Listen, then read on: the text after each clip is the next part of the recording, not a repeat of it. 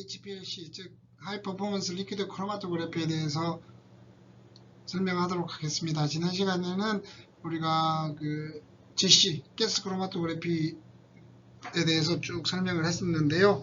이번 시간에는 리퀴드 크로마토그래피 HPLC에 대해서 설명을 드리겠습니다. 근데 두 가지 차이는, 첫 번째 가장 큰 차이는 이제 애널라이트들을 옮기는 캐리하는 것들이 캐리어 가스를 통해서 이동시키면 GC, 그리고 HPLC 같은 경우는 리퀴드를 통해서 모바일 페이지를 리퀴드를 사용해서 애널라이터들을 이렇게 흘러가게 만드는 거라는 것에 차이가 있습니다. 뭐 그와 더불어서 제가 지난 시간에도 계속 강조한 것 중에 하나가, 뭐 보통의 경우 GC 같은 경우는 오픈 탭보다 칼럼을 많이 쓰고 AC 같은 경우는 패킹된 칼럼을 많이 쓴다라고 이야기를 했었습니다. 자, 지금 여기서 보이는 것은 그 보드카 같은 것들을 분석한 결과입니다.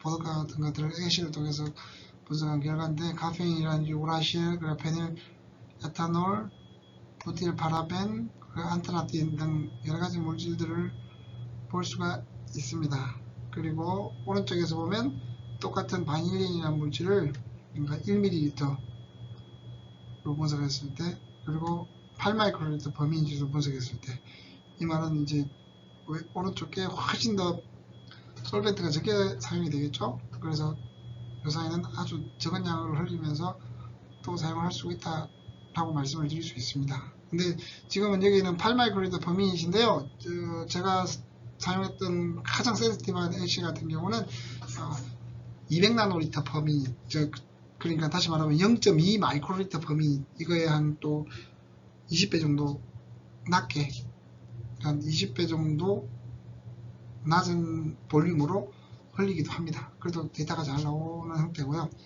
근데 이 내용을 들어가기 전에 우리가 HPLC를 요사이는 조금 구분합니다. 전통적인 HPLC, 그리고 우리가 UPLC라고 불리는 것들, 그리고 UPLC 같은 경우는 울트라 하이 퍼포먼스 크로마토그래피, 리퀴드 크로마토그래피, 그리고 나노 LC가 있습니다. 나노 LC는 그냥 사이즈가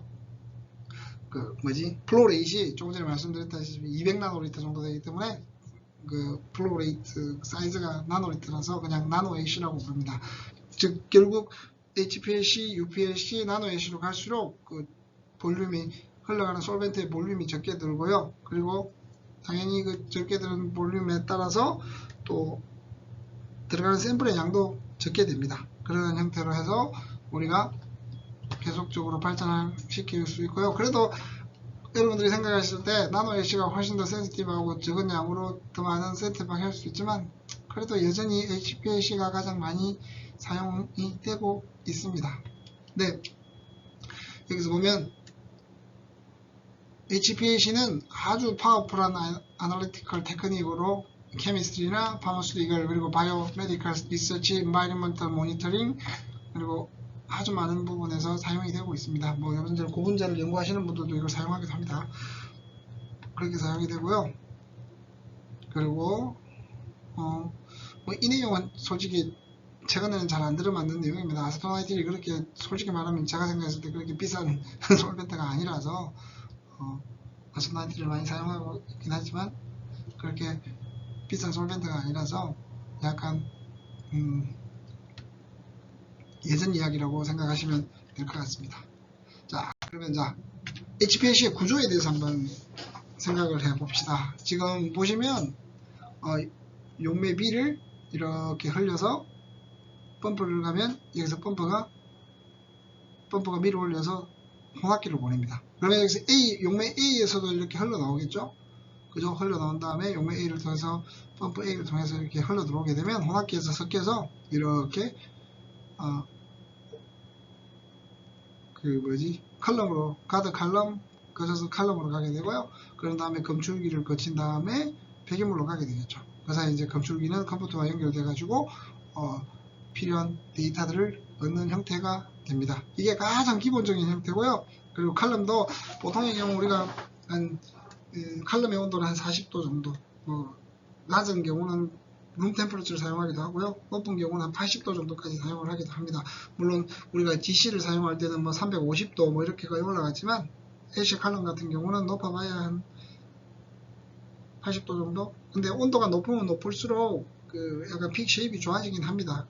좋아지긴 하지만, 그리고 또 온도가 높아지면 안에 있는 칼럼 안에 들어있는 머티리얼들이 좀 상할 수 있기 때문에, 그래서 칼럼의 온도를 대략적으로 40도에서 80도 정도로 유지를 하고 있습니다. 그리고 보통 샘플 같은 경우는 4도씨로 보관을 많이 하고요. 그러니까 여기서 이 주입 밸브가 이쪽에서 이제 샘플이 주입이 되겠죠. 그러면 이 주입 밸브로 들어가기 전에 샘플이 보관하고 있는 바이얼 같은 경우는 보통 4도씨로 유지되고 있습니다. 자, 뭐 똑같은 비슷한 지금 설명했던 내용들이고요.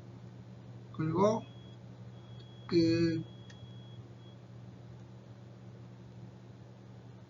지금 보통 가스 크로마토그래피가 리퀴드 크로마 GC가 LC보다 많이 사용되는, 그러니까 GC를 그러니까 LC를 놔두고 GC를 고르는 이유, 첫 번째 이유는 일단 가격이 좀 싼 편입니다. 가격이 싼 편이고, 그리고 세퍼레이션 에피션시가 좋고요. 그리고 웨이스트를 적게 생산하겠죠. 왜냐면 뭐 여기서 생각해봐야 샘플 양은 비슷할 거고, 근데 리퀴드 HPLC 같은 경우는 안에 물도 들어가고, 그 다음에 뭐 포믹 액시드라든지 넣어주는 포믹 액시드 또는 아세토나이트이 들어가겠지만, 근데 솔직히 GC 같은 경우는 산소가스, 수소가스, 힐륨가스, 나이트로젠 가스가 단데, 얘들은 우리가 뭐 그렇게 오염 물질은 아니지 않습니까? 웨이스트는 아니라서. 그래서 웨이스트가 적게 나타난다고 생각할 수 있습니다. 근데 LC가 가진 GC보다 훨씬 가장 큰 장점은 뭐냐면, 제가 여러분들 질량 분석기 이오니제이션 이야기할 때 했던 얘기인데, 일단 GC를 사용하려고 그러면 뭐 매스도 옛날에 EI도 그렇겠지만 GC를 사용하려고 그러면 물질을 기체화 시켜야 되잖아요. 근데 그 기체화 시킬 수 있는 사이즈가 대략적으로 700달톤 이하입니다. 700달톤 이상에 되는 것들은 GC를 통해서 분석을 하기가 쉽지가 않다. 거의 불가능하다고 보시면 되겠죠. 그래서 이제 사람들이 그보다 큰 것들, 솔직히 말해 700달톤 정도면 그 아미노산 5개 정도 붙은 펩타이드입니다. 근데 그렇게 뭐 큰 물질이면 큰 물질이겠지만 그거 이상이 되는 물질들도 엄청나게 많은데, 뭐 펩타이드 3개 정도까지 밖에 분석을 할 수 없다 그러면 이거는 케미칼들만 분석할 수 있는 거라, 그래서 이제 좀 더 커지는 물질들은 다 LC, 리퀴드 크로마토그래피를 사용한다고 생각을 할 수가 있습니다. 그리고 LC 같은 경우는 뭐 케미칼, 바이오케미칼, 파머스티칼 등 모든 것들에 대해서 사용할 수 있지만, 볼러타일 가스 GC 같은 경우는 충분히 볼러타일한 물질들, 즉 케미칼 정도까지만 사용이 가능한 형태입니다. 네. 그리고 이제 그 HPLC의 구성은 이 솔벤트 펌프, 그리고 인젝션 밸브, 이거는 요새도 자동이라 뭐 이렇게 주입 밸브 이렇게 되어 있지 않습니다. 우리가 손을 이용해 가지고 뭐 옮기는 것처럼 되어 있지만, 요새는 거의 오토메이션이라 주입 밸브도 전체적인 컴퓨터가 알아서 컨트롤 한다는 걸 생각하시면 될 것 같습니다. HPLC 컬럼, 디텍터, 그리고 데이터 시스템, 이렇게 구성이 되어 있습니다. 자, 이 크로마토그래픽 프로세스는 보면 일단 레이트, 즉 볼륨메트릭 레이트, 밀어주는 속도가 빨라지게 되면 에피션시가 높아집니다. 일단은 에피션시가 높아지게 되고요. 지금 여기서 똑같은 입자 사이즈에서 그 속도를 빨리 한 게 C고 속도를 늦게 한 게 B라고 생각하시면, 지금 픽 쉐입은 빨리 끝나고 픽 쉐입도 훨씬 더 샤프하죠. C가 B보다. 예, 이 첫 번째 설명이 이 BC라고 생각하시면 될 것 같습니다. 그리고 GC는 오픈 터블라인데,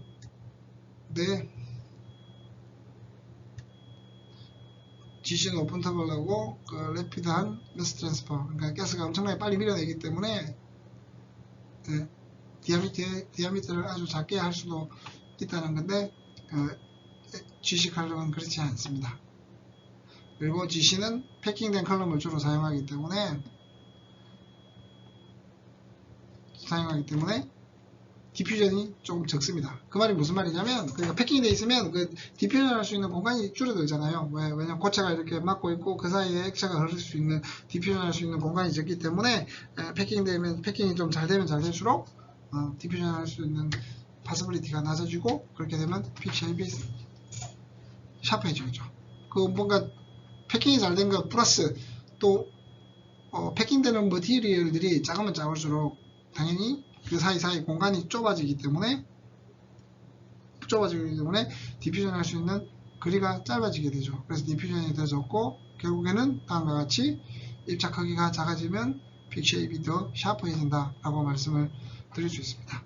티피컬한 파티클 사이즈는 1.7에서 2 마이크로미터 정도 되고요. 그리고 파티클 사이즈가 작아지면서 우리에게 하이어한 레졸루션을 주게 된다 라고 말씀을 드릴 수가 있습니다. HPLC는 있는데요, 조금 이따 앞자리에 설명했던 UPLC 같은 거와 비교를 조금 이따가 시작하도록 하겠습니다. 지금 보이는 문제는 뭐냐면요, 파티클 사이즈가 4.6에서 지금 보니까 파티클 사이즈가 4.6에서 만약에 2.1로 줄어든다 라고 하면 어떤 현상이 일어나는가, 플로우 레이트를 얼마나 줄여야 되는가, 이런 얘기인데요. 이거는 보통 이게 지금 보이면 4.6mm가 보통 HPLC에서 사용하는 거고요, 2.1mm가 그 UPLC에서 주로 사용하는 거라고 생각하시면 될 거고, 다시 말하면 HPLC에서 사용하는 방법을 UPLC에서 어떻게 줄여서 사용할 것인가에 대한 계산인데요. 여기서 그냥 보통 이게 디아미터의 제곱, 부피가 얘들의 제곱을 가지고 계산을 한 다음에 그게 만큼 이 비율 4.6과 2.1의 비율을 제곱한 다음에 거기서 나온 수치를 가지고 다시 곱해주면 그 플로우 레이트나 벨로시티를 대략적으로 변화를 할 수가 있게 됩니다. 이건 한번 찾아보시고 그냥 그리고 볼륨도 똑같이 인젝션하는 볼륨도 이게 작아지면 당연히 공간도 적어질 거기 때문에 이것도 똑같이 줄어든다고 생각하시면 될 것 같고, 책에 나온 그대로 한번 계산을 해보시면 쉽게 이 부분은 체크를 할 수 있을 겁니다. 자, 우리가 책 725페이지 그 플레이트 넘버는 어떻게 정의를 했었냐면요, 16TR의 제곱 오버 W의 제곱 뭐 이렇게 표현을 했었는데, 여기서는 그냥 파티클 사이즈랑 생각했을 때는 다음과 같이 계산이 된다라고 이야기를 합니다.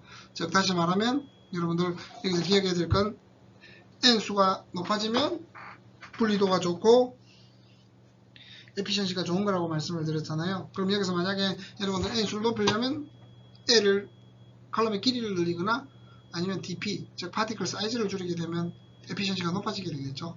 이 얘기를 간단하게 그림으로 설명하면 다음과 같습니다. 이거는 이제 당연히 그 플레이트 하이트를 계산한 반 딤트 이퀘이션이 되겠죠. 여러분들에게 계속 설명했듯이 멀티플 패스, 디퓨전, 매스 트랜스퍼에 의해서 되고요. 지금 보시면 아시겠지만 또 여기서 하나 알 수 있는 건 파티클 사이즈가 줄어들면 줄어들수록 H가 줄어들게 되죠. 그죠? H가 줄어드는 걸 알 수 있습니다. 이 말은 여러분들이 파티클 사이즈가 줄어들게 되면 에피션시가 더 좋아진다. 얘랑 일맥상통한 그림이라고 생각하시면 될 것 같아요. 네. 그러면 왜 파티클 사이즈가 적어지면 더 나은 레졸루션을 만들게 되는가? 그리고 뭐 이 설명을 그냥 우리가 솔직히 생각해보면 이해는 할 수 있을 것 같습니다만, 이해는 할 수 있을 것 같아요. 그러니까 파티클 사이즈가 작아지면 좀 더 유니폼한 컬럼을 통해서 유니폼한 플로우 레이시 흐르게 되고요. 그렇게 돼서 여기서 멀티플 패스가 줄어들게 된다라고 이야기를 하네요. 그러니까 이해하듯이 파티클 사이즈가 커지면 커질수록 파티클을 돌아나가는 것 때문에 멀티플 패스가 많아지지만, 파티클 사이즈가 줄어들면 줄어들수록 그 멀티플 패스가 그 폭이 줄어들게 되겠죠. 그래서 이제 여기서는 파티클 사이즈가 작아지면 레졸루션이 좋아진다라고 얘기를 하는 거고요. 그리고 이거는 그 디퓨전 할 수 있는 공간이 줄어든다 라는 의미고, 줄어든다 라는 얘기입니다. 그리고 다시 말하면 이 디퓨전 이쪽 부분이 줄어들겠죠. B 텀이 줄어들게 되는 거고, 그리고 매스 트랜스퍼도 당연히 매스 트랜스퍼도 줄어드니 똑같이 줄어들 것이다 라는 설명을 하고 있습니다. 근데 간단하게 뭐 이런 것들 차지하더라도 뭐 이렇게 간단하게 설명할 수 있긴 하겠지만, 그래도 그냥 간단하게 우리가 기억해야 될 문제는 파티클 사이즈가 줄어들게 되면 레졸루션은 좋아진다. 다음 그림과 같이 플레이트 하이트랑 그리고 이 수식에 의한 플레이트 넘버를 봤을 때 줄어든다고 생각하시면 될 것 같습니다. 자, 그리고 지금 우리가 파티클 사이즈를 줄이면 너무 좋은 것들이 많습니다. 레졸루션은 높아지고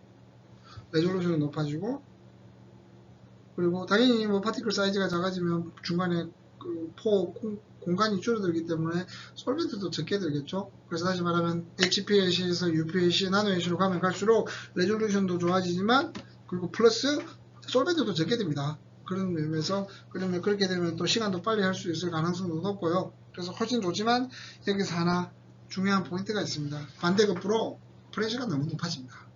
그래서 지금 그 프레셔를 어떻게 계산할 것인가 라고 지금 수식이 나와 있죠. P 이퀄 하는 이 수식이 나와 있는데, 여기서 뭐 다른 것들은 다 일정하다고 하더라도 이 DP를 차이를 두기면 DP가 줄어들면 줄어들수록 P가 훨씬 더 제곱으로 늘어나게 되는 거죠. 그래서 HPLC에서 UPLC로 넘어갈 때 UPLC는 훨씬 더 높은 압력에서 견딜 수 있는 펌프를 사용해야 되는 거죠. 그러니까 다시 말하면 좋은 세퍼레이션을 하기 위해서는 압력이 많이 높아지니 파티클 사이즈를 낮춰줘서 좋은 세퍼레이션을 얻기 위해서는 압력이 제곱으로 늘어나니, 압력이 작고가 늘어나니 훨씬 더 높은 압력으로 밀어줄 수 있는 펌프가 필요하게 된 거죠. 그래서 이제 HPLC에서 UPLC로 넘어가면서 펌프가 아주 발달된 펌프를 사용을 하게 됩니다. 자, 2004년 이전에는 주로 7에서 40메가파스칼 정도로 했고, 플로 레이시 다음과 같았습니다. 0.5에서 5ml/ml. 근데 요새 HPLC는 대략적으로 1에서 0.78에서 1.5 정도 사이를 주로 사용한다고 생각하시면 될 것 같고요. 근데 그 이후에 새롭게 개발된 것들은 디아미터가 1.5에서 2마이크로미터 정도 되는 것들을 사용해서 150 메가파스칼, 그러니까 최소한 4배 정도 증가한 거죠. 증가한 정도의 압력을 견딜 수 있는 펌프가 개발이 된 거라고 생각하시면 될 것 같아요. 그리고 지금 테이블 25-1을 보게 되면요. 테이블 25-1을 보게 되면 테이블 25-1이 뭐냐면 입자의 지름에 따른 성능인데, 이건 아마 뒤에 나올 거고요. 그리고 이 UPLC를 UHPLC라고 부르는 사람들도 있습니다. 근데 이거는 솔직히 말하면 UHPLC라는 단어는 주로 서모라는 회사에서 주로 쓰고요. 그래서 그냥 다른 회사들은 UPLC라고 쓰는데 서모는 UHPLC라는 단어를 씁니다. 이건 회사마다 다른 용어고요. 근데 대체적으로는 UPLC라는 단어를 많이 쓰는 편입니다. 그리고 지금 조금 전에 말했던 책 786페이지에 그 입자의 지름에 따른 성능의 차이. 입자의 지름이 작아지면 작아질수록 리텐션 타임은 줄어들고 플레이트 넘버 레졸루션이 좋아지죠. 근데 훨씬 더 필요한 압력이 커진다는 거.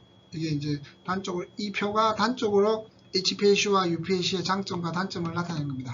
파티클 사이즈가 낮아지면 리텐션 타임도 줄어들고 플레이트 넘버도 좋아져서 레졸루션이 좋지만, 반대급부로 압력이 너무 세져서 압력이 견딜 수 있는 고가의 펌프가 필요하다라는 게 지금까지의 설명이라고 말씀을 드릴 수가 있습니다.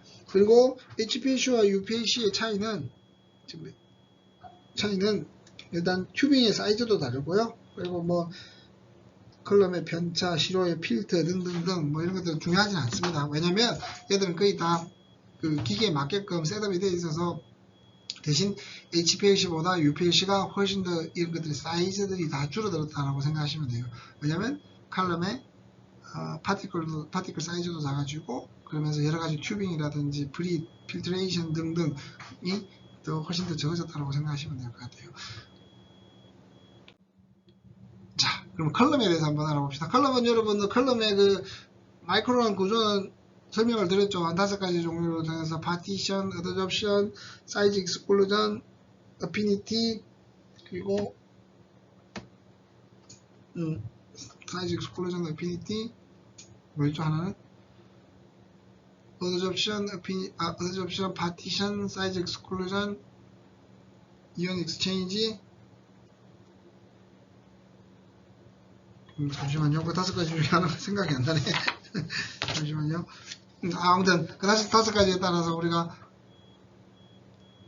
5가지 따라서 마이크로한 컬럼이 만들어진다고 생각하시면 될 것 같아요. 보통의 길이는 3에서 30cm 정도고요. 그리고 이너 디아미터는 1에서 5mm입니다.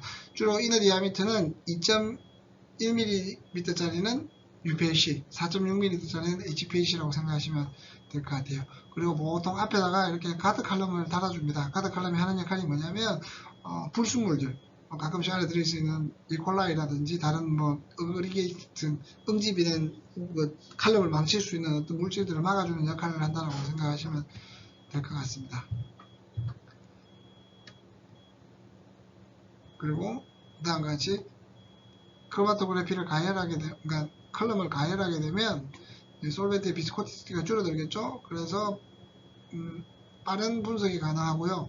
대신 빠른 분석이 가능하다는 얘기는 제가 빠른 플로우 레이트가 가능하다. 즉 조금 전에도 설명을 드렸는지 모르겠지만 플로우 레이트가 빠르면 빠를수록 픽이 더 샤프해집니다. 그래서 온도 히팅을 하게 되면 픽이 더 샤프해진다고 말씀을 드릴 수 있습니다. 그리고 똑같이 템퍼레처는 리텐션 타임이랑 세퍼레이션 팩터에 영향을 주게 되고요. 그 대신 그 스테이션 안에 페이지 있는 것들을 똑같이 DC에서 우리가 블리딩이 일어나는 것처럼 온도를 많이 높여주게 되면 안에 있는 스테이셔너리 페이지가 디그라데이션 되고 얘들이 이제 칼럼의 수명을 줄이게 되겠죠. 그리고 보통의 HPLC 같은 경우는 60도씨 정도까지는 잘 버틸 수 있습니다. 그 외에는 간단한 설명드리고요. 자, 이건 얘기했죠. HPLC 가려면 4.6, 2.1mm는 UPLC. 근데 지금 여기서는 책에서는 2.1mm가 더 커먼하다고 그러는데 제 생각은 아직까지 HPLC가 더 커먼하다고 생각이 되어지는 것 같아요. 연구하는 거나 학교 같은 데서는 UPLC를 더 많이 사용하지만 이런 HPLC를 사용하는 공장들 같은 경우에는 훨씬 더 HPLC를 많이 사용합니다. UPLC보다. 그리고 가장 큰 장점 중에 하나가 질량 분석기와 컴패터블 하고요. 그래서 컴패터블해서 좀 더 많은 데이터를 얻을 수가 있습니다. 샘플이 적은 샘플로 적은 웨이스트를 얻을 수 있습니다. 그게 간단한 얘기고요. 그리고 스테이셔너리 페이지는 실리카 파티클에 우리가 말씀을 드렸잖아요. 그 C18, CA, C4 아니면 NH2 그다음에 힐리 같이 나온 것들이 실리카 파티클 위에다 달려 있습니다. 실리카 파티클 같은 경우는 아주 퓨어하고 구멍이고 포러스한 형태로 되어 있습니다. 그 포러스한 형태에 조금 이따 그림이 나오겠지만 다음과 같이 되어 있는 상황이고요. 얘들이 이제 우리가 분석하려는 아날라들이 여기서 바인딩했다가 나오고 바인딩했다가 나오고 하는 형태라고 생각할 수 있습니다. 지금 그림 오른쪽에 보시면 이 구형의 구멍이 숭숭숭 나 있는 이런 형태가 되고요. 이 표면 같은데 이제 우리가 원하는 얘들이 붙어 있다고 생각하시면 될 것 같아요. 뭐 C18이나 C4 아니면 NH2 같은 게 붙어 있다고 생각하시면 될 것 같습니다. 그리고 뭐 보통의 실리카 같은 경우는 pH가 8이 넘어가게 되면 녹기 때문에 잘 사용하지 않습니다. 그래서 요새는 실리카 외에도 여러 가지들이 개발되고 있는 상황이고요. 그리고 그래서 지금 에틸렌 브리치드 실리카 또는 폴리메릭 서포트 같은 것들, 폴리스타이렌 같은 것들을 사용해가지고 pH 높은 데서 분석해야 되는 것들은 다음과 같은 칼럼 지지들을 사용합니다.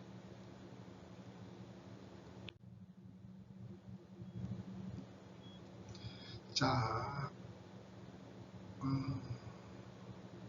그리고 뭐 이거는 지금 밑에 있는 것은 pH 3에서 이렇게 된 것들 SiOH로 되어 있는 거, 위에 있는 건 SiO-로 되어 있는 건데 두 개 중에 밑에 있는 게 훨씬 쉐입도 좋고 빨리 끝나고 훨씬 좋아 보이죠. 그래서 이게 더 요새는 낫다라고 이야기를 하고 있습니다. 이거는 뭐 칼럼을 어떻게 만드느냐 하는 것들이 관한 내용이니까 크게 중요하지 않은 부분이라 살짝 스킵을 하도록 하겠습니다. 자, 다음과 같이 있고요. 그리고 여기 노멀 베이즈, 리버스 베이즈. 리버스 베이즈는 C18, 8, 페닐, C4, 시아노 등도 있고 제가 C18, C8, C4, 뭐 C2까지 사용한다고 얘기 드렸고요. 이것들이 이거가 리버스 베이즈고, 리버스 베이즈는 하이드로포빅한 놈들이 붙어 있는 것들이고요.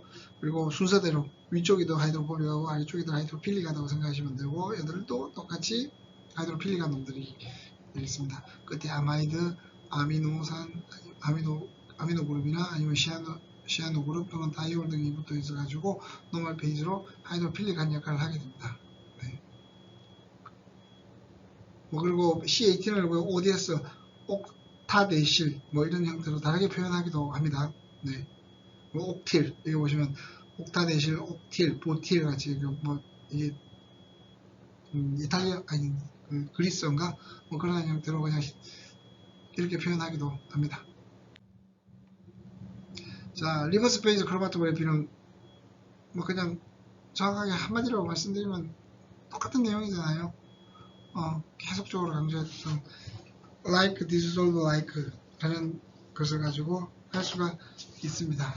그래서 뭐 계속적으로 설명했던 내용들이라 뭐 크게 여러분들에게 더 설명할 필요는 없을 것 같고, 밑에 폴라리티 인덱스라는 게 있습니다. 폴라리티 인덱스가 일반적으로 사용되는 솔벤트의 폴라리티, 즉 폴라리티가 낮으면 하이드로포빅한 거고, 하이드로포빅한 거고, 폴라리티가 높으면 하이드로필릭한 게 되겠죠. 그러니까 우리가 사용할 수 있는 솔벤트 중에 양쌍극자, 즉 폴라리티 인덱스가 극성지수, 즉 폴라리티 인덱스가 가장 높은 게 물이라고 생각하시면 될 것 같아요. 교과서 793페이지에 표 25-4를 한번 살펴보면 쉽게 알 수 있을 겁니다. 그리고 반대로 그러면 지금 노멀 베이즈 같은 경우는 거꾸로 되겠죠. 그래서 다음과 같이 표 25-4를 보면 극성 지수를 이렇게 보시면 반대가 되죠. 물 같은 경우 지금 이렇게 파란색으로 하이라이트 된 부분은 이게 지금 리버스 베이즈에서 주로 많이 사용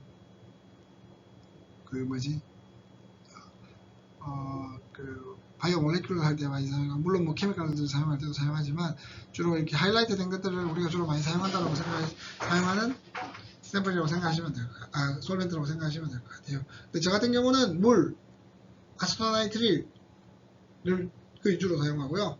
보통 단백질이나 펩타이드 분석할 때 그렇게 사용하고, 그리고 2-프로파놀 같은 경우는 칼럼을 씻어낼 때 좀 아주 하이드로포빅하잖아요. 그래서 내가 분석하다가 하이드로포빅한 물질이 칼럼에 남아있을까봐 걔들을 씻어낼 때 2-프로파놀을 가끔씩 사용을 하기도 합니다.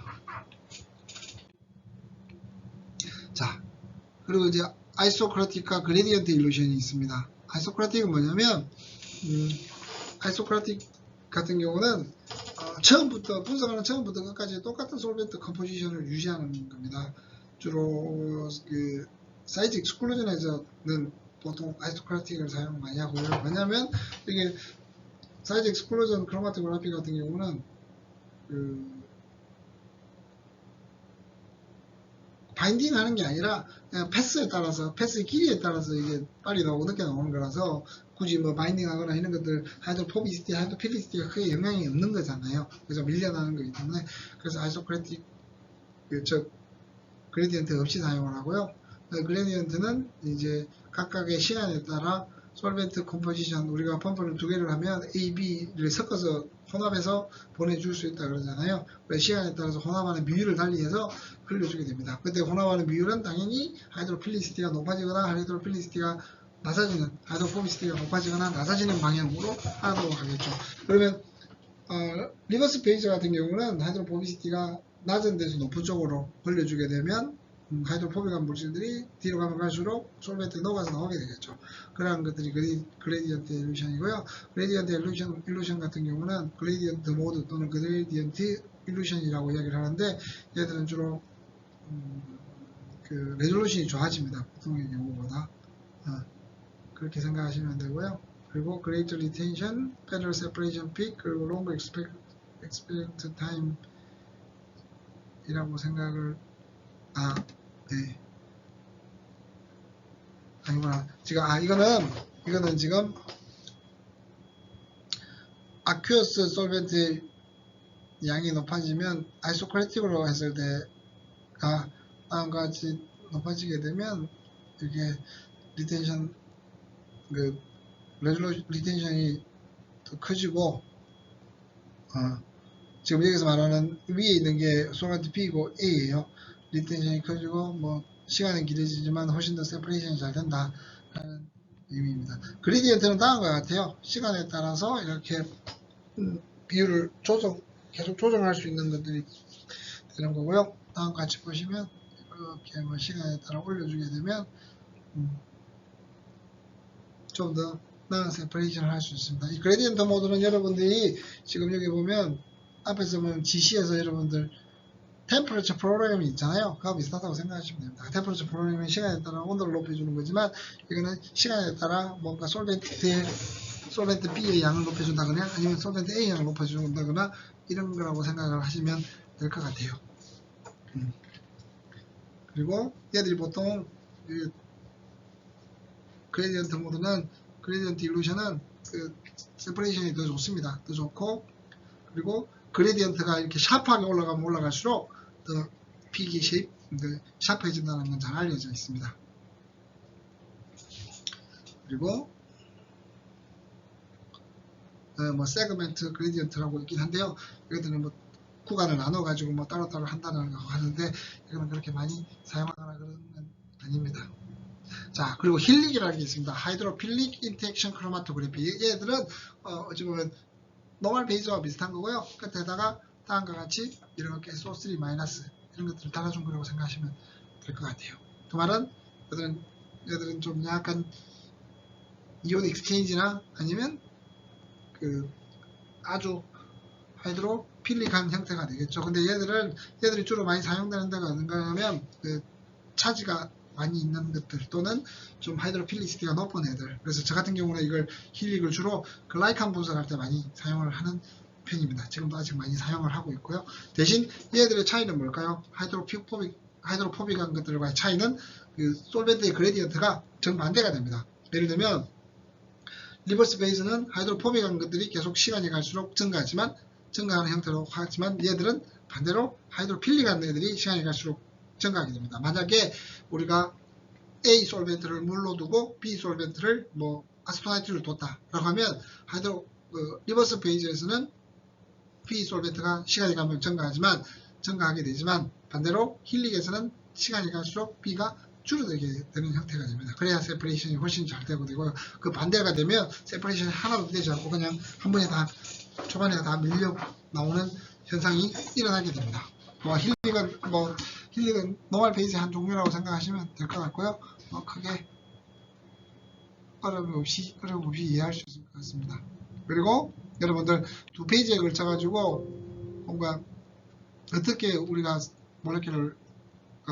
몰레큘에 따라서 어떤 칼럼을 사용할 것인가 하는 건데 여러분들 이거 아무 소용없고요. 제 생각으로는 여러분들 이거 아무런 소용이 없고 혹시나 여러분들이 이러한 일을 하게 된다. 만약에 뭐 어떤 특정한 물질을 내가 HPLC로 분석해야 된다 그러면 그 비슷한 물질을 분석한 논문을 찾으세요.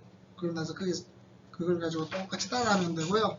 그리고 똑같이 따라하면 되고 똑같이 따라하면 됩니다. 굳이 이 테이블에 따라서 뭐 사이즈가 얼마고 그리고 뭐 올가닉이냐 알코올 솔루션이 잘 녹는지 이런 거 다 필요 없고 그냥 여러분들이 분석하고자 하는 물질과 비슷한 물질을 분석한 사람들의 논문을 찾아서 그 사람들이 어떻게 했는지 보고 읽어보고 따라해보는 게 가장 좋다라고 생각이 되어집니다.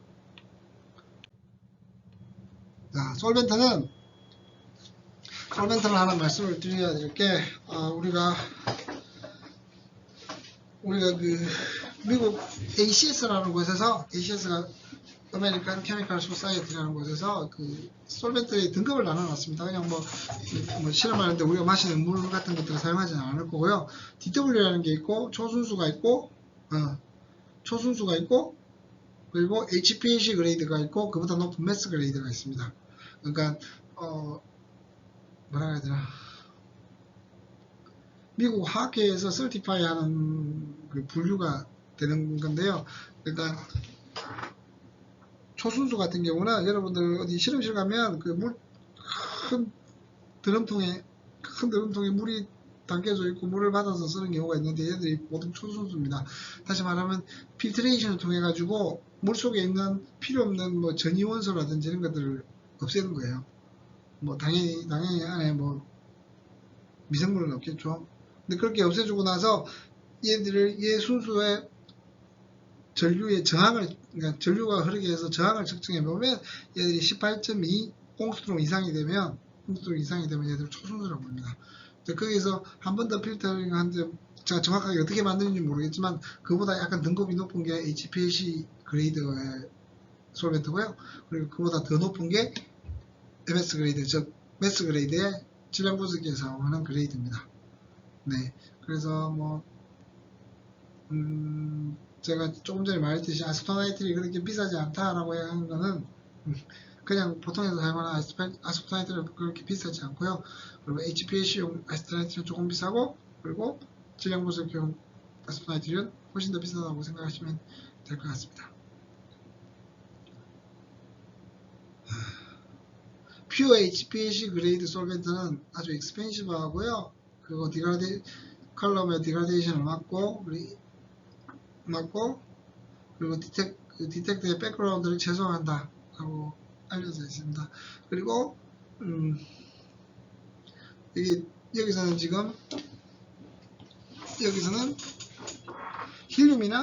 힐륨 등을 통해서 퍼지를 한다고 그러는데 저희들은 주로 그렇게 하지 않고요. 소니케이터 안에다가 솔벤트, HPLC에 사용할 솔벤트를 넣어두고 소니케이션을 한 10분 정도 하게 되면 그 방울이 솔벤트 안에 들어있는 공기가 방울로 이렇게 밖으로 나오게 됩니다. 그렇게 해서 그 방울을 없애주게 되고요. 만약에 솔벤트 안에 우리 눈에 보이지 않는 그 공기가 있다 그러면 칼럼이라든지 HPLC 기기 자체에 영향을 많이 주기 때문에 그걸 없애줘야 되고, 그렇게 없애주기 위해서는 지금 책에서는 힐륨 등으로 퍼징을 해주라고 그랬는데 보통의 경우는 그냥 소니케이션 한 다음에 사용을 합니다. 그리고 뭐 파티클들을 없앤다, 솔벤트에서 파티클을 없앤다라고 얘기를 했는데요. 보통의 경우 저 퓨어 HPLC 그레이드를 사게 되면 이런 과정들은 다 거쳐서 나온 거라 크게 걱정할 필요는 없을 것 같습니다. 그리고 뭐 온라인 디게서 등이 이거 똑같이 안에 들어있고요. HPLC 기기 안에 디게싱 기능이 있어서 보통의 경우 우리가 솔벤트를 흘리게 되면 한 번 더 기기에서 디게싱, 그러니까 가스를 없애주는, 공기방울을 없애주는 일을 하게 됩니다. 그리고 컬럼을 오래 사용하기 위해서는 컬럼들은 쓰고 난 다음에 깨끗하게 해야 되고요. 안에다가 뭐 이런 형태 다음과 같은 것들 해서 안에 있는 애들 밀어내고, 그리고 안에다가 보통 물보다는 아세토나이트리나 다른 것들, 그 오르가닉 솔벤트를 많이 채웁니다. 왜 물을 안 채우고 오르가닉 솔벤트를 채우냐면 물은 안에서 미생물이 자랄 가능성이 또 있습니다. 그래서 물을 채우는 것보다 보통 아세토나이트리나 아까 말한 2-프로파놀 같은 것들을 많이 채운다고 생각을 하시면 될 것 같아요. 그리고 정반대의 노멀 페이지에서는 정반대의 것이 생각이라고 말씀을 드릴 수가 있습니다. 근데 아마도 노멀 베이스도 뭐 물보다는 스프라이트를 좀 높게 해서 채우긴 합니다. 왜냐면 안에서 뭐 대장균들이 자라거나 우리가 원하지 않는 셀들이 자랄 수가 있기 때문에 그렇게 해주는, 그렇게 올가닉 솔벤트를 높게 해서 채워주면 됩니다.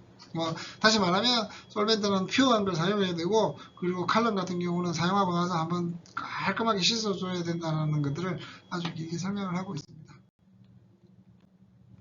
자, 그리고 밴드 쉐입 같은 거에 대해서 이야기를 하는데, 오버로딩 똑같은 얘기가 또 나옵니다. 오버로딩 이거는 많이 얘기되면 뭐 테일링이 일어나겠죠. 테일링이 일어나게 되고, 그리고 이 오버로딩 하게 되면 그 남아있는 아날라이트들이 칼럼을 망치거나 HPLC 기계 자체에 무리를 줄 수 있기 때문에 이렇게 오버로딩 하는 것들은 줄여야 됩니다. 보통 기기 회사들이 기기를 만들고 나면 이렇게 얼마 정도 인젝션 하세요, 이 칼럼에는 얼마 정도 인젝션 하세요 라고 이렇게 뭐라 그래야, 디폴트 값을 주기 때문에 거기서 한참 벗어나는 값이 아니라 거기서 왔다 갔다 하는 값을 사용하게 되면 크게 오버로딩은 없다라고 생각할 수 있습니다. 근데 가끔씩 뭐 농도를 알 수 없는 물질들을 분석해야 될 경우가 생길 수 있잖아요. 그럴 때는 아주 낮은 농도부터 하나씩 테스트 해봅니다. 테스트 해보는 게 좋습니다.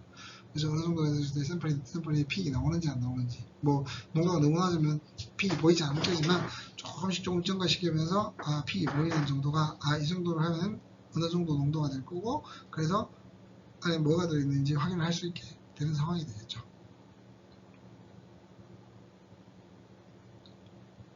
자, 여기서 이제 룰 오브 썸을 알려줬는데요.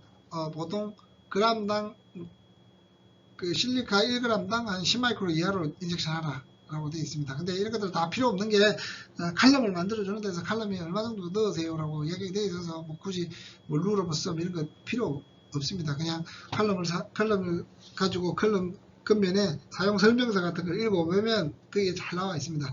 이 칼럼은 레코멘드하는 플로우 레이트가 얼마고, 그리고 뭐 솔벤트는 어떤 걸 써야 되고, pH는 어디서부터 어디까지 잘 버틸 수 있고, 그리고 뭐 단백질을 얼마까지, 뭐 메타볼라이트는 얼마까지 이렇게 넘어가면 오버로딩 된다라는 것들 다 설명이 되어 있고요. 그렇게 다 설명이 되어 있어서 굳이 뭐 이런 것들을 알 필요 없이 그냥 칼럼에 나온 대로 따라서 하면 그게 문제없이 분석을 할 수가 있습니다. 그리고 HPLC 칼럼 같은 경우는 라이프 타임이 한 500에서 2000 인젝션입니다. 근데 이거는 회사에서 말하는 거고요. 저희들은 이거 한 곱하기 2에서 곱하기 3 정도를 한다라고, 심한 경우 곱하기 4 정도를 인젝션해도 그게 무리 없이 돌아가긴 하는 편입니다. 네. 그러니까 이 말은 이 정도로 사용해야만, 500에서 200 정도로 사용해야만 여기서 나온 데이터를 보정을 할 수 있지, 그 외에는 뭔가 보정을 할 수 없다라고 얘기를 하는데, 뭐 솔직히 보정이고 뭐고 나오는 픽 쉐입을 보면 대충 알 수 있기 때문에 크게 걱정 안 하셔도 되고, 얘들을 이제 저희들 한 1000번에서 3000번, 4000번 정도까지 사용하는 거라고 생각하시면 될 것 같습니다.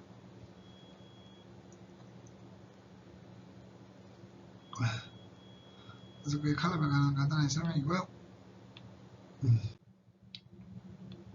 자, HPLC 펌프는 오른쪽 밑에 그림처럼 생겼습니다.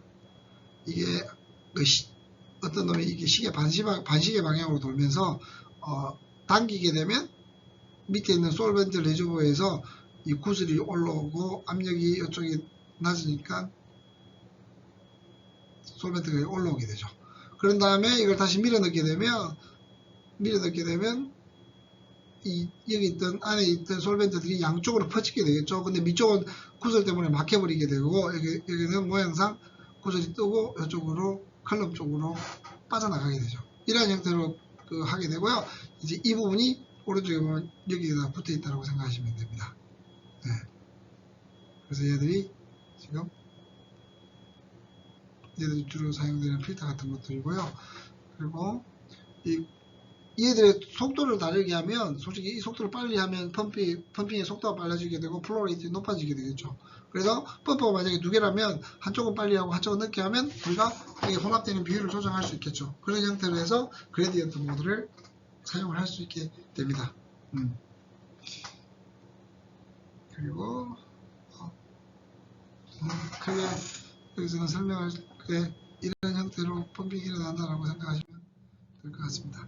그리고 샘플 룹, 샘플을 어떻게 인젝션 하는가. 여기서 보면 이게 운동장 같이 그 달리기 트랙처럼 생긴 얘들이 샘플 룹이에요. 그 샘플을 여기다가 밀어 넣어 놓고 다시 얘들을 일단은 시리즈에서 인젝트해서 샘플을 이렇게 샘플 룹 안에 밀어 넣고 다시 샘플 룹을 안쪽으로 컬럼 쪽으로 밀어 넣는다고 생각하시면 됩니다.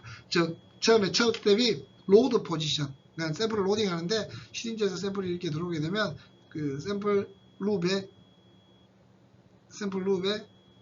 그게 차게 됩니다. 샘플이 차게 됩니다.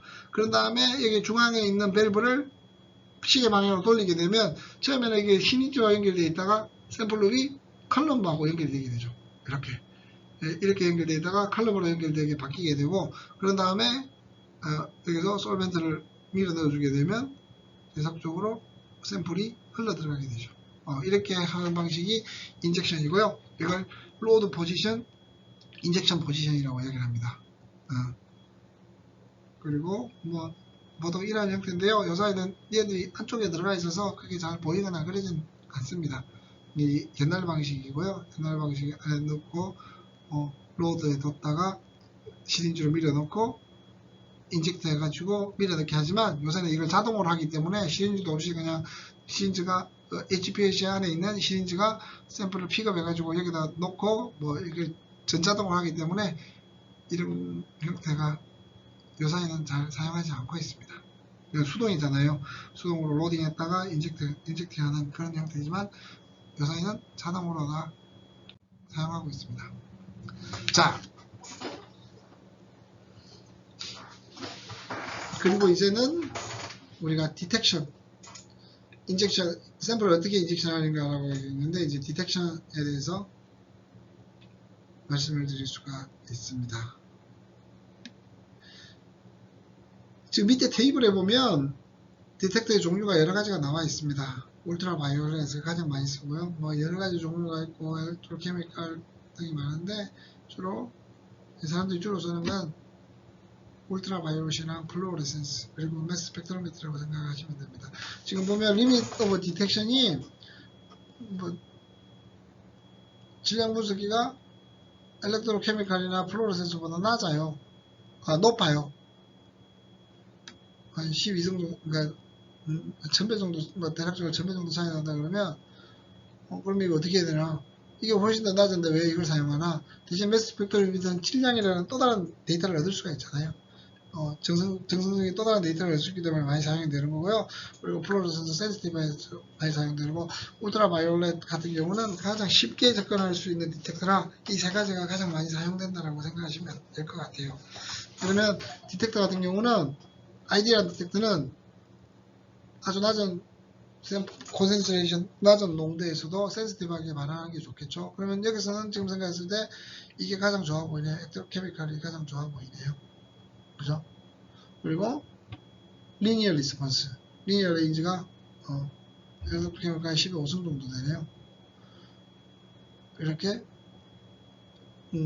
리니어 레인지가 넓으면 넓을수록 좋겠죠. 그러니까 농도와 인텐시티가 비례하는 그런 지점인 리니어 리스폰스가 나타나는 지점이 높은 게 좋은데, 지금 보면 똑같이 울트라 바이올렛은 리니어 레인지가 높고 엘렉트로케미칼도 높은데, 여기서 엘렉트로케미칼은 다 좋은데 가장 나쁜 게 그레디언트를 사용할 수 없다는 거, 세퍼레이션을 완벽하게 할 수 없기 때문에 이걸 많이 사용하지 않는 거라고 생각하시면 될 것 같아요. 그리고 템퍼러처 체인지나 솔벤트 컴포지션의 인센시티브, 즉 온도가 조금씩 달라지더라도 뭔가 센시티브하지 않게 온도 변화에 민감하지 않는 디텍터가 가장 좋은 거겠죠. 근데 솔직히 이런 디텍터는 없고요. 이 중에서도 그냥 울트라 바이올렛, 플루오레센스, 매스 스펙트로미터가 가장 많이 사용되어진다라고 생각을 해주시면 될 것 같아요. 자, 그러면 이제 울트라 바이올렛 디텍터를 한번 봅시다. 울트라 바이올렛 디텍터는 다음 오른쪽 구조와 같습니다. 이렇게 컬럼을 통해서 빠져나온 것들이 이렇게 들어가게 되고요. 그런 다음에 이렇게 역으로 흐르게 되면 여기서 라이트 소스의 디텍터까지 도달하게 되면 여기서 옵션이 측정이 되겠죠. 그러면 어떤 형태로 다음과 같은 형태가 나오게 됩니다. 지금 260나노미터랑 280나노미터를 이 UV 레이저를 사용해가지고 UV 라이트를 사용해가지고 디텍션한 건데요. 지금 보면 아마도 단백질일 가능성이 높아 보이네요. 펩타이드나 펩타이드일 가능성이 높아 보이네요. 왜냐면 282 펩타이드에 잘 옵션 되는 거라서요. 그리고 보통의 그 얘들은 요사이는 뭔가 예전에는 라이트 소스를 한 파장만 이렇게 사용을 했었는데 요사이는 기술이 좋아져가지고 여러 파장을 한 번에 동시에 측정을 한 다음에 나중에 결국엔 내가 원하는 파장만 긁어낼 수 있습니다. 추천해 낼 수 있어서 많은 파장을 사용할 수가 있고요. 그리고 그 중에서도 가장 많이 추천하는 것들이 보통 210나노미터, 280, 260이라고 생각하시면 돼요. 280은 단백질, 260은 DNA, 그리고 210은 그 외에 뭐 여러 가지 물질들. 210 같은 경우는 파장이 낮아서 뭐 DNA, RNA, 뭐 단백질 또는 케미칼들 다 흡수하는 영역이라 어떤 그러니까 표현 물 안에 이 샘플 안에 어떤 것들이 들어있는지 확인하려고 이렇게 네, 분석을 한다라고 생각하시면 될 것 같습니다. 자, 그 다음에 이제 플로레센스 디텍터인데 우리가 플로레센스는 이전에 분광할 때 설명을 드렸죠. 그 뭐지? 업소션 하고 나서 얘들이 익사이테이션 된 애들이 스물스물 내려오면서 다시 그라운드 상태로 내려올 때 어떤 빛을 다시 방출하게 된다고. 그게 플로레센스고, 그래서 이걸 그때 이야기할 때 플로레센스의 파장은 업소션하는 파장보다 길다. 왜?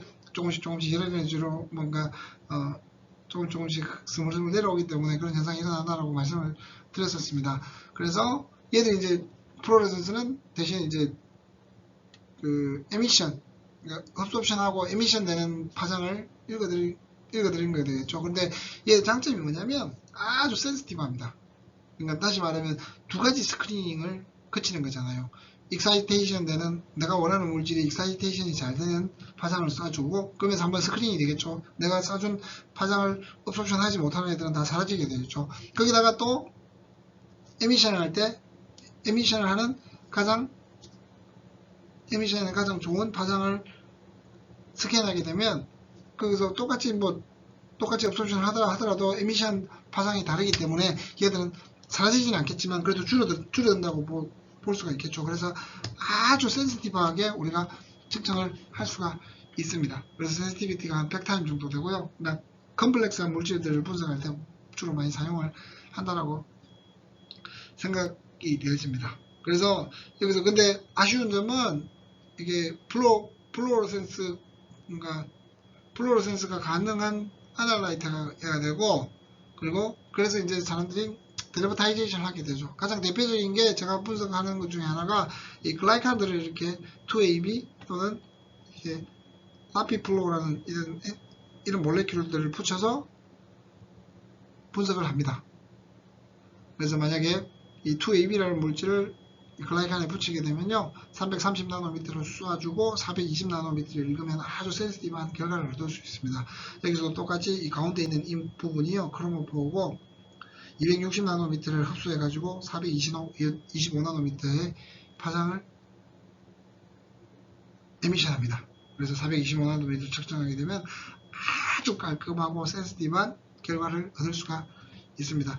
데리버타이제이션은 여러분들 시험 문제에 나왔었죠. 그냥 어떤 펑셔널 그룹을 갖추기 위해서 이렇게 붙여주는 역할을 하는 거라고 말씀을 드릴 수가 있습니다.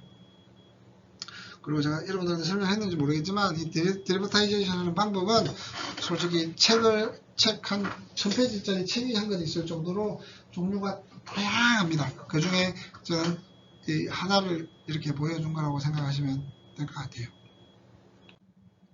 그리고 그 외에 이제 다른 것 중에 하나가 이게 빛을 읽어드리거나 이런 것들이 힘든 것들을 사용할 때 보통 그리고 질량 분석을 통해 가지고 분석하기가 뭐 몰레큘이 이온화가 잘 안 된다거나 그런 경우는 이 ELSD Evaporative Light Scattering Detector를 사용을 하게 됩니다. 그래서 여기서 이제 어떤 물질이 들어오게 돼 컬럼에서 이렇게 들어오게 되면요 누블리제이션을 하고 그러니까 다시 말하면 스프레이 비슷하게 다시 누블리제이션 하고 그리고 이베퍼레이션 한 다음에 이렇게 레이저를 쏘아가지고 디텍션이 되느냐 안 되느냐에 따라서 분석하게 됩니다. 지금 보시면 일루에이트가 디텍터로 들어오게 되고 탑에서 이렇게 들어오게 되고 뉴블라이즈 그러니까 훅 불어서 이렇게 뭔가 그 뭐라 그러지 뉴블라이즈가 훅 불어서 그 방울방울로 만드는 것들을 누블라이즈라고 그러죠. 그렇게 한 다음에 솔벤트가 이베프레이션 되고 이 드리프트 플루이드를 흘러가게 됩니다. 그리고 솔리드 파티클의 미스트가 하이라이트를 가지고 있는 솔리드 파티 미스트가 디텍션 존에 들어가게 되고 얘들을 가지고 빛을 쪼게 되면 뭐가 들어있는지 어떤 것들이 들어있는 것들이 이렇게 디텍션 되게 되죠. 어찌 보면 솔직히 뭔가 이렇게 뉴블라이징하고 하는 방식이 하나 돼 있는 거지 어찌 보면 울트라 바이올렛 디텍터랑 비슷하다고 생각하시면 될 것 같아요. 근데 이게 가끔씩 쓰이고 그렇게 많이 쓰거나 그러지는 않습니다. 자, 질량 분석기.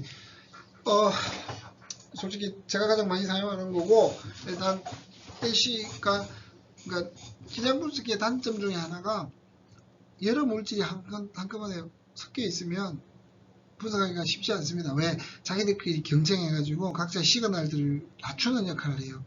그러니까 뭔가 우리가 다시 말하면 여러 가지 물질이 한 곳에 섞여 있으면 그냥 원하는 물질의 몰레큘러 웨이트가 정확하게 측정이 되면 좋은데 그렇지 않고 자기들끼리 경쟁해가지고 자기들이 방해해가지고 우리가 원하는 몰레큘러 웨이트 측정이 불가합니다. 그래서 이제 사람들이 해주는 게 그러면 한 개 또는 두 개가 디텍션 되게 세퍼레이션 해주자. 근데 세퍼레이션 할 때 애쉬가 좋겠네 라고 해서 이제 애쉬를 사용하는 거고요. 그래서 요새 최근에는 ESI 엘렉트로 스프레이 이오니제이션과 연결돼 가지고 크로마토 리퀴드 애쉬가 ACMS 인터페이스가 가장 많이 사용이 되고 있습니다. 그리고 뭐 리스폰스는 같이 나오는 매트릭스에 영향을 많이 받는데 이런 보통의 경우는 뭐 매트릭스는 앞에서 다 나오고 없애주는 이런 매트릭스를 없애주기 위해서 AC를 사용하는 거잖아요. 그죠? 내가 분석하는 물질이 하나가 아니라 여러 개인데 이게들이 같이 묶여 있으면 각자의 물질에 다른 물질들은 매트릭스로 볼 수 있습니다. 그래서 하나의 물질만 세퍼레이션 되게 하기 위해서 이렇게 AC를 사용하는 거니까 다시 말하면 매트릭스의 컴포넌트를 줄여주는 역할이라고 생각을 하시면 될 것 같습니다. 그리고 뭐 여러 가지가 있고요. 아주 낮은 그리고 보드 타입 버퍼들, 포믹 엑시드나 스틱 엑시드, DFA, 암모니아 등은 그 버퍼를 사용할 수 있습니다. 제가 그 질량 분석 이야기할 때 그 ESI 같은 경우는 버퍼, 그러니까 솔트에 아주 약하다고 얘기했잖아요. 근데 그 중에서도 뭐 솔직히 그 솔트긴 하지만 그래도 얘들이 좀 컴패터블한 것들이 있습니다. 이런 에시드나 암모니아 말고도 그 아모늄 포메이트, 아모늄 아세테이트 등은 컴패터블한 버퍼라서 ESI AC 칼럼에 사용하기에 많이 사용이 되고 있습니다. 자, 뭐 그 외에는 여러 가지 내용들이 있는데 뭔가 그리고 그 질량 분석 데이터 질량 분석의 센시티비티는 물이 많으면 많을수록 줄어듭니다. 왜냐하면 물이 그 하이드로젠 본딩을 이루고 있어서 얘들이 뭐라 해야 되나 표면 장력이 높아요. 그래서 ESI를 할 때 결국에는 우리가 ESI가 끝나고 나면 물은 다 날아가고 단백질이나 펩타이드만 남은 상태에서 플러스 차지나 마이너스 차지가 붙어 있는 상태로 질량 분석이 들어가야 되잖아요. 근데 물이 많으면 이 물들이 하이드로젠 본딩을 붙어 가지고 떨어지지 않고 그냥 그대로 남아서 사라지는 경우가 많아요. 그래서 이 물이 많을 때는 이온의 에피션시가 좀 떨어진다라고 생각하시면 될 것 같아요. 뭐 포지티브, 네거티브 모드 이 내용들은 앞에 질량 분석기 할 때 다 배운 내용이니까 스킵하도록 하겠습니다. 자, 아이소크레틱 세퍼레이션. 아이소크레틱 세퍼레이션은 저는 뭐 이거 옵티마이즈 할 필요 뭐 이런 내용인데 옵티마이즈 할 때 크라이테리아 리텐션 팩터가 0.5에서 20, 레졸루션이 1.5 이하, 로우 프레셔, 모아 시메트리 뭐 이런 크라이테리아를 가지고 이렇게 뭐 계산을 해서 사용하는데 저는 한 번도 사용 안 해봤습니다. 주로 뭐 ACM에서 AC를 사용하지만 이건 사용하지 않았고요. 뭐 지금 한번 읽어보면 한번 읽어는 볼 수 있습니다. 컬럼을 고르고 올가닉 솔벤트를 고른다. 그리고 뭐 K 리텐션 팩터 K랑 올가닉 솔벤트의 컴포지션을 맞춘다. 그리고 플레이트 넘버를 계산한다. 그런 다음에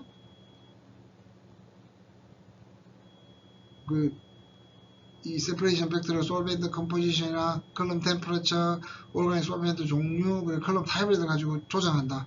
그리고 뭐 최종적으로 옵티마이즈 된 뭔가를 찾는다라고 하는데 이거 아무도 하는 사람 없습니다. 그냥 뭐 무슨 말인지는 이해는 하지만 보통의 경우 아까도 강조했지만 이런 분석을 하게 되고 옵티마이즈 하는 시간에 그냥 논문을 찾아서 그대로 따라하는 게 가장 좋은 방법입니다. 근데 저 같은 경우는 아이소크레틱 같은 경우는 SEC 사이즈 익스클루전만 아이소크레틱을 하고요. 나머지는 다 그레디언트라고 생각하시면 됩니다. 그래서 주로 뭔가 옵티마이즈 할 게 없어요. 그냥 주로 항체나 단백질을 분석하는 상황이라서 아이소크레틱으로 사이즈 익스클루전일 때는 뭔가 원래 하던 대로 그대로 해보고 뭔가 잘 안되면 논문을 찾아가지고 단백질은 특수한 단백질이라서 이렇게 해야 되겠구나 찾는 형식을 하지 이렇게 스텝 1, 스텝 2, 스텝 3, 스텝 4, 스텝 5처럼 이렇게 분석하는 사람은 없습니다. 이 일을 하려고 그러면 뭐 3개월, 4개월 걸릴 것 같은데 누가 이런 일들을 우리가 할 일은 아니고 이 컬럼을 만드는 회사에서 하는 일이라고 생각하시면 돼요. 이런 방식으로 옵티마이즈 됐고 그것들을 사용해서 우리가 분석을 잘 할 수 있다 라는 걸 서로 이해하시면 될 것 같아요. 자, 뭐 이건 지금 그림으로서 나타낸 건데요. 그걸 기억을 했는데 제가 말씀드렸다시피 그렇게 필요한 내용은 아니라고 말씀을 드렸습니다. 그리고 pH가 미치는 영향입니다. 그리고 그러니까 에시드와 베이스와 pH는 그 안에 들어있는 에시드와 베이스에 의존하게 되죠.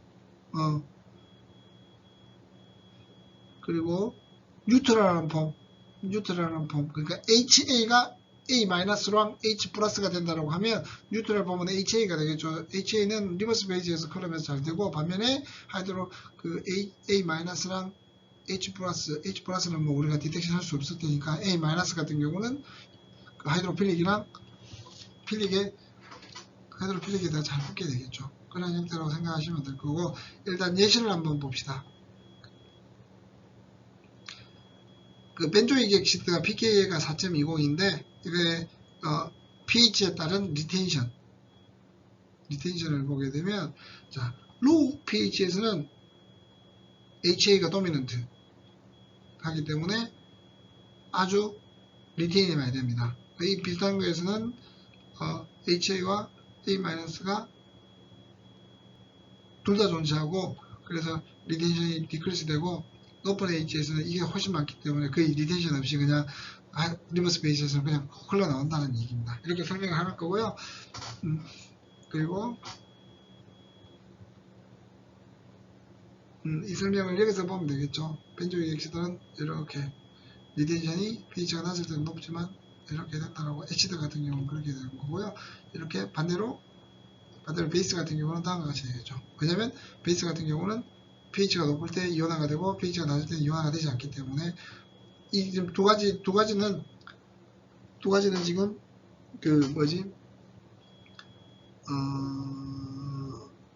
리버스 베이지에서 이야기를 하는 거예요. 그렇게 이제 설명을 하고 있습니다. 위쪽은 에시드, 아래쪽은 베이스를 가지고 설명을 했습니다. 자, HPLC 버퍼는 우리가 그냥 질량 분석기 사용할 때는 디텍터를 질량 분석기로만 사용할 때는 그냥 안에 폼이 계시거나 TFA 같은 걸 넣어주고 합니다. 근데 만약에 뭔가 질량 분석기를 사용하지 않는다 그러면 안에다가 버퍼를 넣어주는 것도 왜냐면 이온화를 시키지 않을 거기 때문에 버퍼를 넣어주는 게 더 좋다라고 알려져 있습니다. 그래서 뭐 여러 가지 한번 생각해 주시면 될 것 같고 페이지 25 그러니까 페이지 25 표 25-8을 보면요. 잠시만요.